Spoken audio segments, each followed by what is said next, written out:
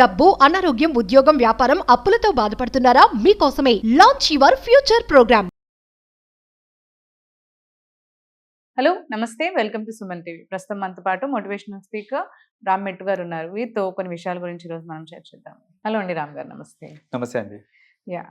కొన్నిసార్లు మనం రిలేషన్షిప్స్ గురించి మాట్లాడినప్పుడు కొన్నిసార్లు మనకి ఏం ఫేస్ చేస్తూ ఉంటాము అంటే, చాలా ఒక రిలేషన్షిప్లో కానీ లేదంటే married or like normal relationship తీసుకున్నా కానీ ఒక స్టేజ్లో ఒక పర్సన్ కనిపిస్తుంది అంటే లైక్ ఇంకా నేను వీళ్ళతో ఉండలేను, this is the end, like నేను ఇంకా హ్యాండిల్ చేయలేను, లైక్ ఏదో నా వల్ల అవ్వట్లేదు ఇంకా అనే స్టేజ్ ఎప్పుడైతే వస్తుందో, సో అది హ్యాండిల్ చేయడం చాలా కష్టం ఆ పర్సన్ని కానీ ఆ సిచ్యువేషన్ని కానీ.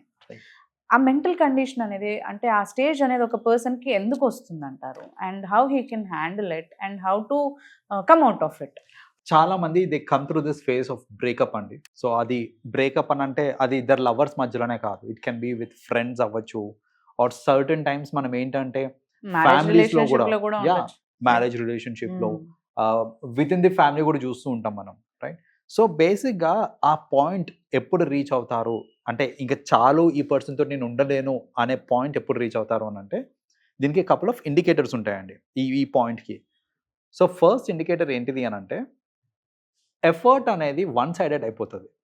లైక్ జనరల్గా ఆ రిలేషన్షిప్లో ఎఫర్ట్ అనేది వన్ సైడెడ్ అయిపోతుంది. అంటే ఇప్పుడు చూడండి, పద్దాక ఒకటే పర్సన్ కాల్ చేస్తూ ఉంటారు, the other person just receive చేసుకుంటాడు, అంత రెస్పాండ్ చేస్తాడే తప్ప అటు సైడ్ నుంచి initiative to call once in a while అనేది ఉండదు. లేదనంటే పద్దాక బయటికి వెళ్దాము, మనం కలిసి తిరుగుదాము, కలిసి టైం స్పెండ్ చేద్దాము అనే ఇనిషియేషన్ ఏదైతే ఉందో అది వన్ సైడెడ్ అయిపోతుంది. సో అలా వన్ సైడెడ్ అయిపోయినప్పుడు ఏంటంటే it is an indication that the other person is no more interested. Clear cut indication వాళ్ళకి మన మీద ఇంట్రెస్ట్ లేదు అనేసి. ఇంట్రెస్ట్ లేదు అన్నప్పుడు అది అక్కడికి వదిలేస్తే ఉత్తమం, అంతేగాని పట్టుకొని బతిమలాడి నువ్వు వదిలేసినా నేను వదిలేను అని కొంతమంది పాటలాడుతూ ఉంటారు. దాంట్లో అసలు హ్యాపీనెస్ ఉండదండి అట్లాంటి రిలేషన్షిప్ లో. ఏదో ఒక టైంలో బ్రేక్ అవ్వాల్సిందే, ఇప్పుడు కాకపోతే రేపు అవ్వాల్సిందే. అదేదో ఇప్పుడే బ్రేక్ చేసుకోండి అట్లాంటి రిలేషన్స్ ఏదైనా ఉంటే. ఎందుకంటే నువ్వు వదిలినా నేను వదలను అని అంటే first of all me respect పోయినట్టే అక్కడ, రైట్? ఇప్పుడు నేను చులకనగా చూస్తాను, ఏంటి ఇప్పుడు పద్దాక నేను వద్దన్నా ఎంట పడుతున్నారు ఏంటి అనేసి చులకనైపోతారు అక్కడ అనవసరంగా. మీ సెల్ఫ్ రెస్పెక్ట్ కంటే ఎక్కువ ఏది ఉండకూడదండి, చెప్తున్నాను నేను. అంటే even it could be your spouse కానివ్వండి, ఎవరన్నా కానివ్వండి, మీ సెల్ఫ్ రెస్పెక్ట్ ఫస్ట్ వస్తుంది ఎప్పుడైనా సరే.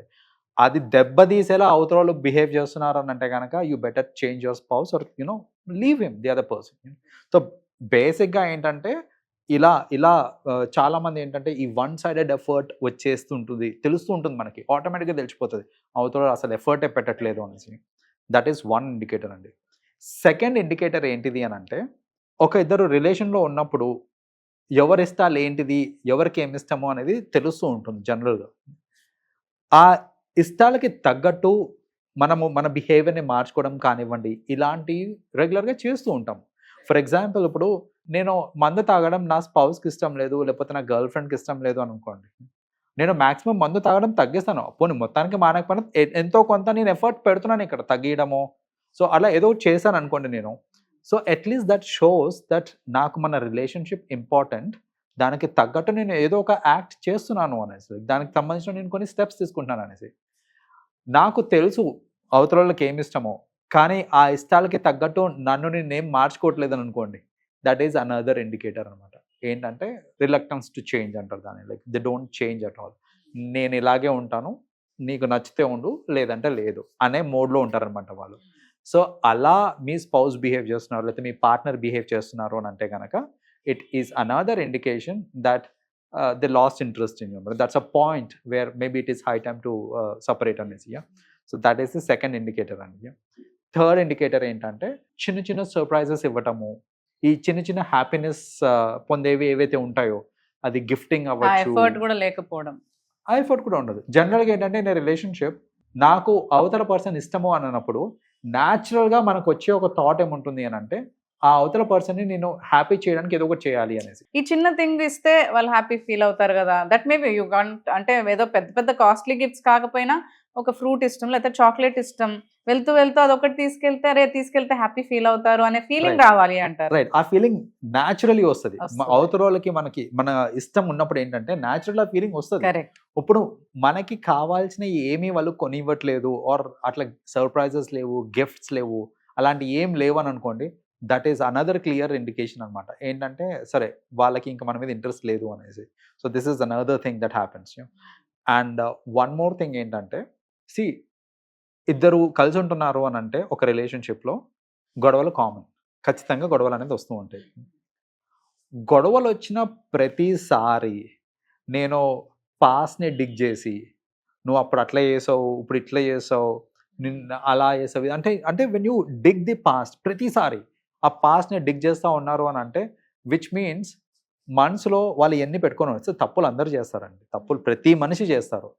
నోబడీ ఈస్ తప్పు- perfect. Nobody is perfect, right?